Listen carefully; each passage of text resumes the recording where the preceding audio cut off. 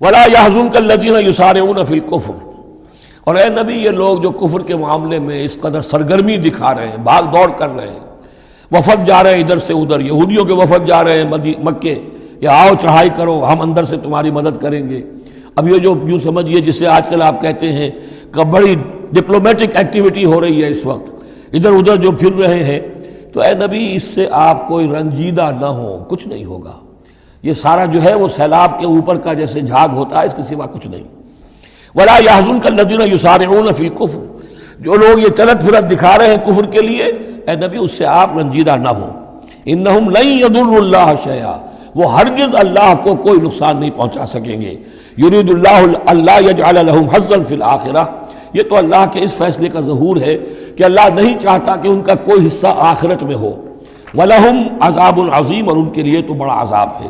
ان الذین اشتروا الکفر بالایمان لن یضروا اللہ شیئا، یقیناً جنہوں نے ایمان ہاتھ سے دے کر کفر خرید لیا وہ اللہ کو کوئی نقصان نہیں پہنچا سکتے۔ وَلَهُمْ عَذَابٌ علیم، ان کے لیے دردناک عذاب ہے۔ وَلَا يَحْسَبَنَّ الَّذِينَ كَفَرُوا أَنَّمَا نُمْلِي لَهُمْ خَيْرٌ لِأَنفُسِهِمْ، اور نہ سمجھے یہ کافر کہ ہم جو انہیں مہلت دے رہے ہیں تو یہ ان کے لیے اچھائی کر رہے ہیں، اچھائی نہیں ہے۔ کفر کو مہلت ملتی ہے تاکہ اور بڑھ جائے، ثم ازدادوا کفرا، کفر میں اور بڑھ جائے، تاکہ وہ اور برے سے برے عذاب کے اپنے آپ کو مستحق بنا لے۔ اللہ ڈھیل دیتا ہے، لیکن یہ نہ سمجھے وہ کہ یہ ڈھیل ان کے حق میں اچھی ہے۔ وَلَا يَحْسَبَنَّ الَّذِينَ كَفَرُوا أَنَّمَا نُمْلِي لَهُمْ خَيْرٌ لِأَنفُسِهِمْ إِنَّمَا نُمْلِي لَهُمْ لِيَزْدَادُوا إِثْمًا، یہ ہم ان کی رسی دراز کرتے ہیں، ڈھیل دیتے ہیں تاکہ اور گناہ کما لیں۔